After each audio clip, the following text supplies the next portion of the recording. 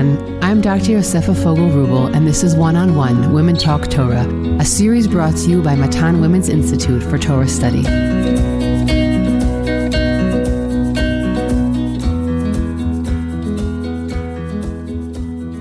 Welcome back to Matan's One-on-One Parsha podcast, where we spend about 30 minutes discussing deep thematic points about the Parsha. This week's episode has been dedicated in loving memory of Sara Benin, Sara Chana Bat Yeshaya V'Leah, whose 17th yartzeit is on the 29th of Tishrei by her daughter Nomi, a devoted podcast listener. We hope her neshama has an aliyah. If you would like to sponsor a podcast episode, please contact the Matan office via telephone or email me at podcast@matan.org.il. These sponsorships enable us to keep creating new content and are a meaningful way to mark both mournful and joyful occasions. Be in touch, and together we can come up with a way to meaningfully mark your occasion. This Bereshit series is titled Choseness and Choices. The book of Bereshit is propelled forward by God's chosen representatives, Adam, Kayin, Noach, Avraham, Yitzchak, Yaakov.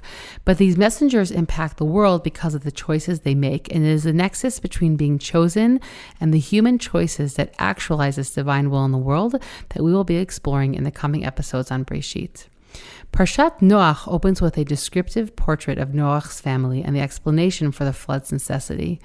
The flood is a story with multiple parts: Noach's physical preparations, the actual flooding of the earth, the receding waters, the exit of Noach and his family from the ark, the covenant of the rainbow, symbolizing God's resolve to never repeat such destruction as a solution to man's corruption, and the somewhat enigmatic story of Noach's planting a great vineyard, which results in a shameful encounter with his children that sets up a paradigm for their future success and subservience to one another.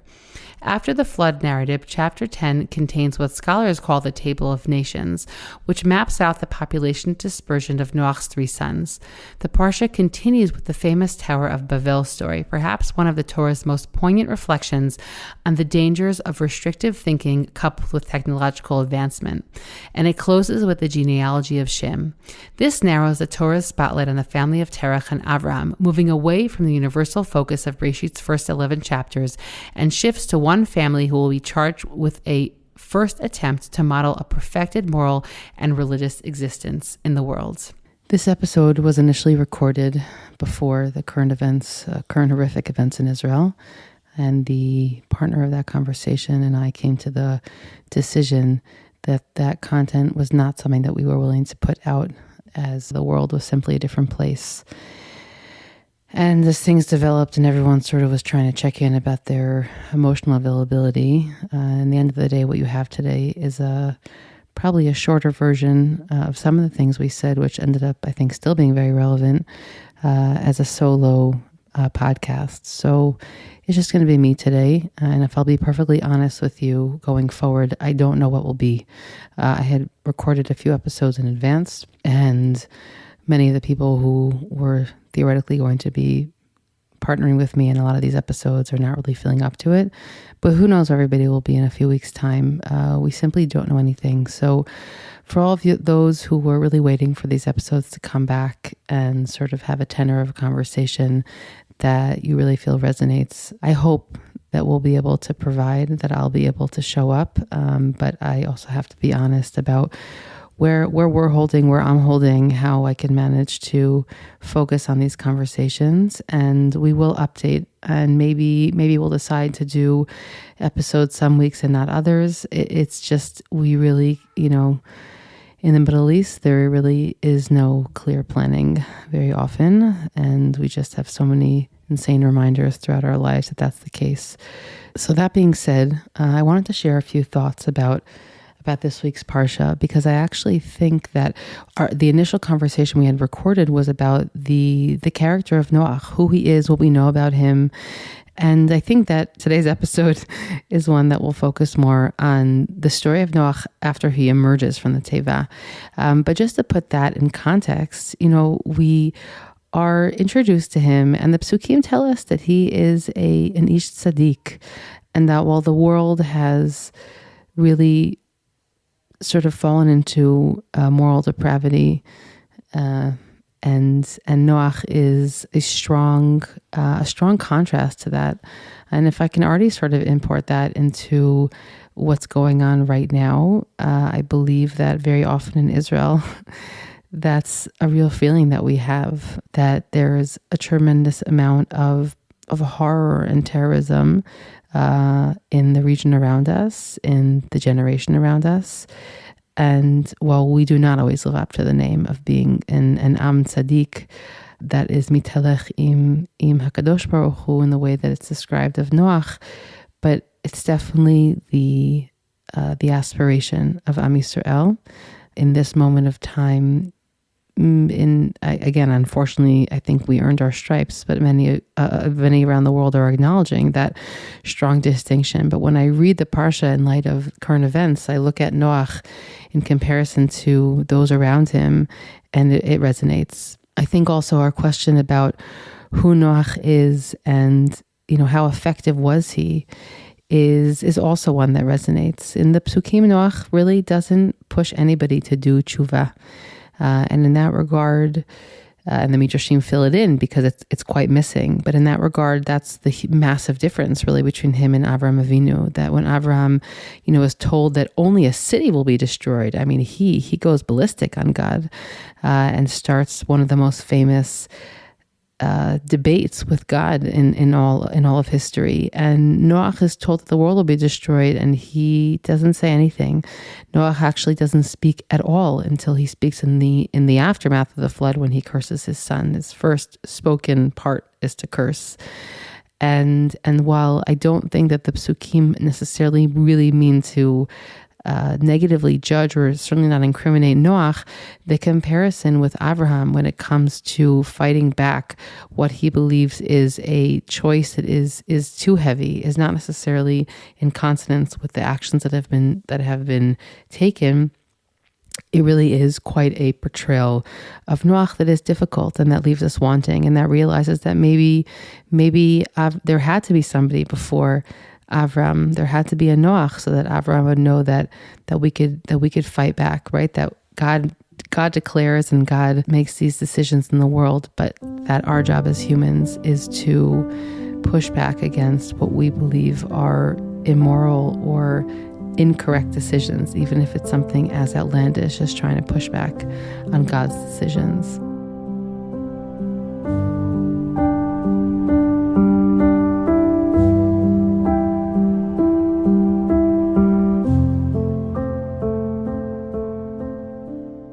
There are lots of time calculations in the description of the flood, which, by the way, if you try and do them, are kind of confusing and the source of a lot of criticism about this story. But I think a lot of us know, and again, I'm very much overtly reading this into our experience over the past few days, past week, is that I have no doubt that when Noach was in that teva, for him, time stopped completely. He had a very clear purpose. It was to bring all of those creatures and his immediate family out of that ark to safety. And when you're that focused on that task, you're not able to keep time. That kind of timetable is irrelevant to those who are just trying to survive. It's very much, I think, the experience that many of us are having right now, right? How much time has passed? What's happening? When did that happen? It's just the feeling of going inside, because if you go outside, it's too horrific. There's too much destruction. And so you have to dig so deep. You have to dig deeper than you ever thought you could inside of you, and just go inside and survive. Now, of course, the heroism of Am Yisrael that we're seeing in the past few days is people's ability to also look externally to them. But I think that in the story of Noach, if I sort of steer the course in our parsha, is that Noach goes through those days, and the destruction and recreation motif of the flood is one of the main ones, right? Of the world was just created in the first 2 chapters of Bereshit, and the elements, literally almost one by one, are destroyed in the flood story, and of course will have to be recreated afterward. And so Noach comes out of that experience. Again, we really don't know anything he's experiencing, at least in any clear way from the psukim. And first he sends out the raven, which of course is a bird of prey, because it's clear to him the world is just a place of corpses. That's all there is on the outside. And then he sends the dove, which already shows a certain degree of progression, of saying, okay, maybe we've passed that initial moment of utter destruction and death. And he emerges from the teva.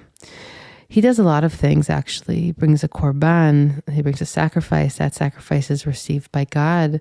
He receives a covenant from God, which is both really the demand that man be fruitful and multiply, which I'll come back to that in one moment. And of course, the covenant of the rainbow.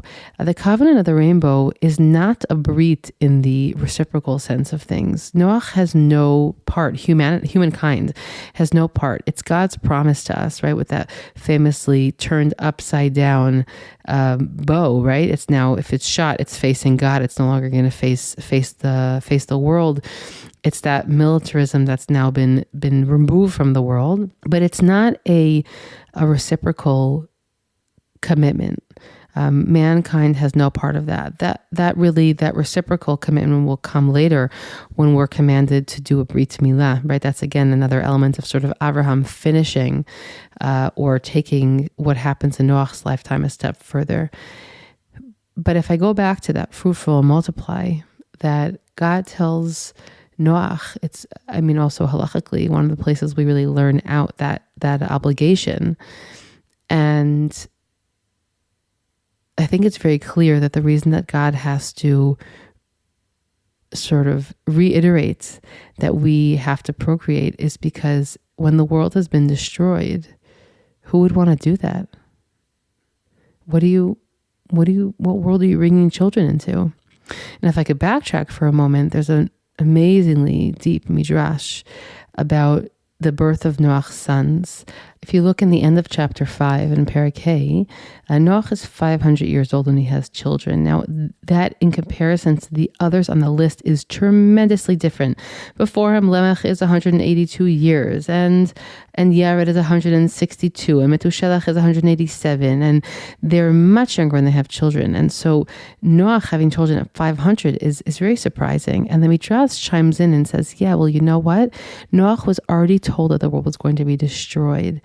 And so he said, why would I have children now? Why would I bring children to a world that I cannot guarantee will still exist? And so he doesn't have children. And then God says, no, don't worry, I'll save you and your family. So he does have children. And I think, again, that anguish, I will repeat a conversation that just happened yesterday. A friend of mine literally has a 4-week-old baby, and kind of miraculous settings, and she's not on the younger end of procreation, and this in of itself was really a massive gift. And she said to me, but we lost so many in one day. We have to replace them in the most just basic, intuitive, maternal kind of way. And I think that sentence very much reflects a similar idea. In the opposite, right? Because if we have a world that we believe in, that we want to perpetuate, and we want to make sure that we're here to be in that world. And so Noach, before the flood, experiences the opposite. He experiences despair. Why would I have children? And so God promises him, says the Midrash, and then he has 3 sons. What I think is also striking is that after the flood, when God has gives this commandment to procreate, Noach never has more children, or it's never recorded. Adam, for example, after the atrocity of his son's murder by his own son, he does have another child, and he is able to sort of pull himself up, if we could say it like that, him and his wife, of course, and recreate another branch of the family. We don't see that with Noach. And again, this is all sort of very subtle. Perhaps it's overcritical, but it's these small details that you start to sort of maybe get a sense of of what Noach experienced. Again, I think part of the reason why it's very difficult to glean is because he doesn't speak almost at all until the end of the story. So we're sort of judging from the silences, we're judging from the actions. We're trying to understand him better more than judging. So let's go to that story that takes place after the breed of the rainbow. The very short, difficult, enigmatic, and perplexing narrative I'm thinking about is the one that is the second half of the ninth chapter of Perek Tet. We again have the repetition in Pasuk Yud Chet 18. Vayihiv b'nei Noach hayotzim min hateva Shem v'cham v'yefet v'cham hu avi Knan shlosha ele b'nei Noach u'me'ele nafza kol haaretz. That we have here the three sons that come out with Noach from the Teva. Again, we knew that, but this is sort of a resumptive repetition because we're about to hear about those three sons. So the Sefer Bereshit sort of recaps that information for us. And Sefer Bereshit says that from these three sons, the entire earth will be populated and created. And therefore, pay attention to the story that comes after because it's clearly going to be very significant. Vayachel Noach ish ha'adama vayita karem. There are a lot of sort of semantic or grammatical questions we have about this pasuk, but I just want to point out something specific. It says here that Noach began, in the most literal sense, he sort of began to be a tiller of the soil. Again, there are many ways to understand this pasuk. It could be that Noach, who's called the Isha Adama, began to plant a vineyard. I think the first reading is actually the more correct one, but what's interesting here, and this I want to credit Yael Ziegler, who pointed this out to me, which is that Noach may have been slightly demoted here. When we first made him, he's an Ish Tzaddik, and now he's an Isha Adama.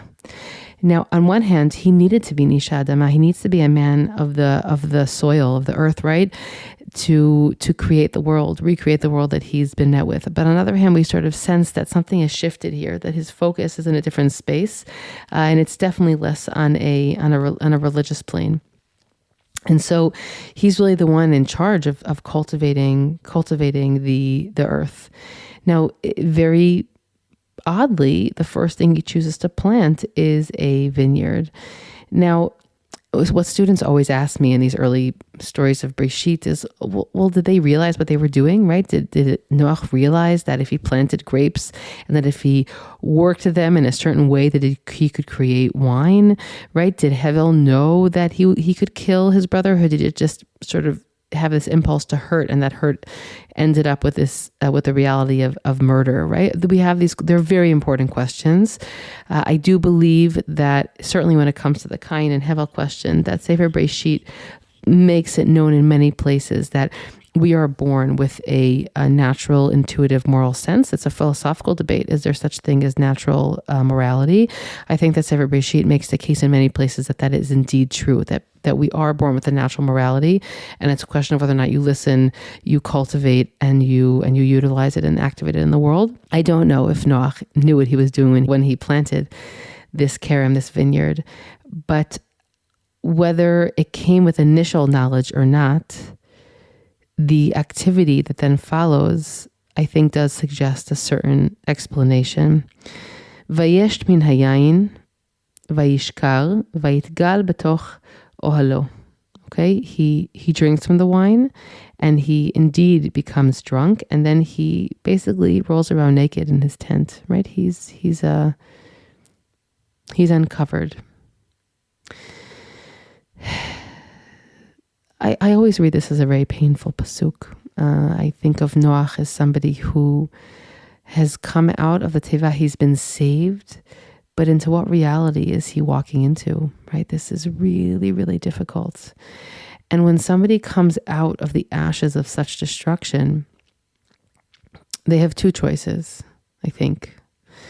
They can sink into the, I think, very clear depression that which can easily overtake someone who's suffered or who's been left so alone. And then there are those who push to survive. Some even thrive, but first they have to survive. I remember I used to, once in a while, would ask these questions to my aunts. My father's family story is completely not understandable. 6 children born during the war in Siberian work camps, one born in a DP camp in Paris. And aside from the biological questions I have about how that physically happened, I've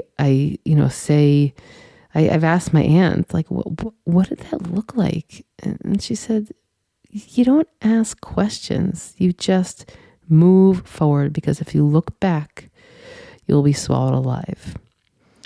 And I think that Jews throughout many centuries have had to adopt that stance.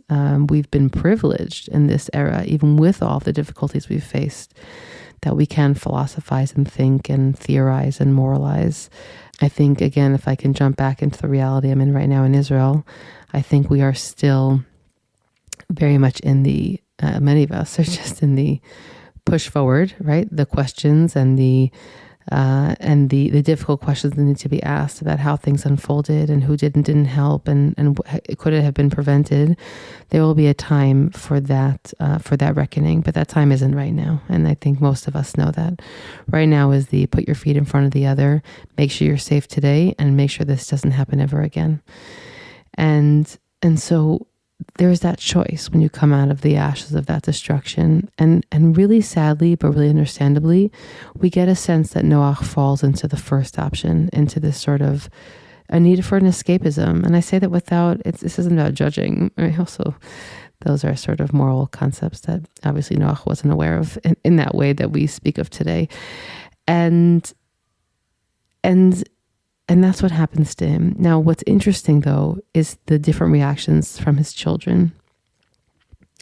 וירא חם אבי כנען את ערוות אביו, ויגד לשני אחיו בחוץ. Okay, so first you have the reaction of Cham, who we're told many times is the father of Canaan. I'll put that point on the side for now. I think Kasuto explains this the best, which is that among the many aspects of the story, it's also an ideological story. It's a story that explains origins, and the story explains the origins of the immorality of Canaan. And so, even though Canaan, in terms of the Psukim, was never involved in this, of course, Josh reads into it and says, really, it was Canaan who did it, and he told his father. According to the Psukim, Canaan has nothing to do with this, but in a very basic sense, the story comes to explains to us how people like the Canaanim, the Canaanites, who were known for their immorality, how they came to be. They came to be because they're descendants of this kind of action. Now, what was this kind of action? First, we have the seeing and then the telling. Shadal was the first I ever saw to point this out, that there was two elements to the crime, so to speak. A, that he saw it all, and B, that he told. Now, it's very difficult because the story is so elliptical and we really don't know all the details, but it seems that his brothers, for example, Shem and Yefet, they knew that they weren't supposed to see their father this way. Again, whether it was an internal moral sense, they knew, which is why even when they go in, a pasuk later, Vayikach Shem vayefet et asimla, vayasimu al Shechem shnehem, vayelchu achoranit, ויחסו את ערוות אביהם ופניהם אחורנית וערוות אביהם לא ראו. The pasuk describes 3 times in 3 different ways that they made a point not to look at their father. They covered themselves with the sheet, then they put the sheet over him. It reminds me a lot, for all the women listening, right, of what balaniot, of what the mikveh attendants do in the mikveh, right? You make sure you see nothing. And so that's what they did. They knew to do that. And Cham, it seems, now again, if he stumbled across his father by mistake, then how can we blame him? But the Psukim seem to blame him. Certainly Noach blames him. And his brothers know to act differently. They know that whatever has happened here is not something they should see. Leon Kass, in I think what is the most poignant commentaries I've seen on this story, he takes the Midrashic tradition of the explanation that, well, if they're trying to figure out what did he do that was so bad that then Noach curses him. And one of the suggestions is that he actually commits sodomy with his father, or he castrates his father, whatever it might be, but that it's some sort of sexual immorality, again, because the Midrash is connecting it to the nations of Canaan who were known for their immorality, and that's explicitly later on in Sefer Dvarim.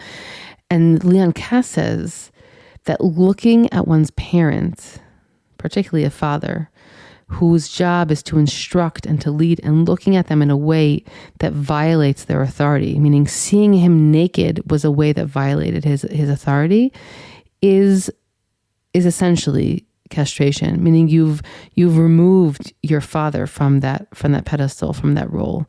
And he says that the nations of Canaan are looked at as those who don't revere authority, and that's their connection to this story. And so there's that element. There's also the telling element, meaning maybe Ham should have kept it to himself. It was bad enough that he saw it, right? That's happened to all of us, that we stumble upon something and we're like, ooh, I'm going to keep that inside. I think that this is not something that I'm looking to share. And maybe that was also the sensitivity that Ham was lacking here, that he should have, if he stumbled upon that, he should have known to keep it inside. Now, very clearly, this story recalls the story of Gan Eden, of that initial sin. There's lots of comparisons out there. You could sort of do, I think, even a Google search and you'll find some. But we have here the nakedness, we have here the loss of da'at, and then the return to da'at. That we also, of course, connects us to the story of Gan Eden. And when Noach wakes up and he regains his awareness, which again, right, it's Noach sort of retreating or reverting back to a state before there was knowledge. But then he comes back and he's with it. And he, perhaps in a moment of prophetic insight, but certainly it seems in a rageful response to his shame, vayikatz Noach mi'eino, right, he sobers up. וידע את אשר עשה לו בנו הקטן. ויאמר ארור כנען עבד עבדים יהיה לאחיו. Right? Your Canaan, your actions right now and your response to what happened, you know where it makes you deserve to be? At the bottom of the totem pole. You do not act like a leader. ויאמר ברוך אדוני אלוהי שם ויהי כנען עבד למו. Canaan will be a servant to the blessed God and group of Shem, which of course we descend from. Yeft Elohim leyefet, which seems something to do with he enlarges or widens. Vayishkon bo alei Shem, but vayihi Canaan evet lamo. Now, the psukim here set up a very clear hierarchy. Shem is at the top of it, even though he's not the oldest. Yefet will be underneath Shem, but he will be above Canaan. Now, as a sidebar, this story also connects to all the stories about sons who we go against birth order, and it has to do with their sort of inherent capabilities as leaders. That already starts here. It doesn't actually only start with, it starts with Kayin and Hevel, and it continues here, and then moves on, of course, to Avraham and his children and his grandchildren. But we have here the very clear sense that the different reactions to Noach himself, right? If we mention Noach's reaction, they sort of had these two diverging paths, and he chooses the one to sort of fall into that need to escape from the destruction. So we also see the very two divergent paths of how they respond to him, right? Of he who violates his father's privacy and his father's own shame, meaning Noach shamed himself. That is a truth. But it also is a question how those respond to that. And Shem and Yefet respond in a way that respects the dignity of he who has been shamed.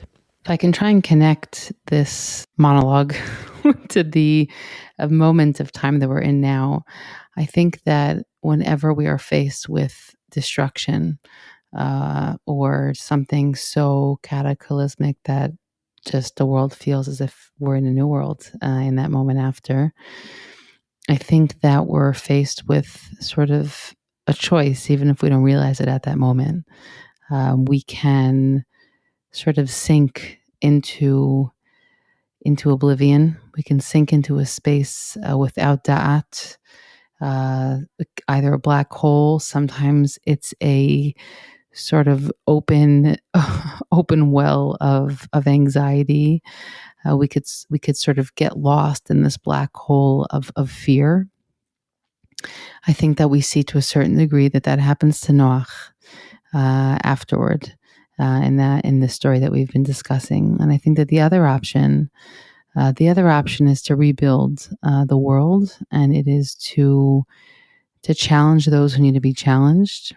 And I think that in that regard, Noach, while he brings us through the actual destruction, it is very clear that someone else, a different kind of personality, will be needed to recreate the world afterward. And I think that is very much the connection between Noach and his personal capacity and Avraham, who comes after, who will be a more active leader, who will be a more proactive leader, who will be somebody who will be tested in his own ways. And maybe there'll be a before and after the Akedah, and we'll be discussing that in another 2 weeks.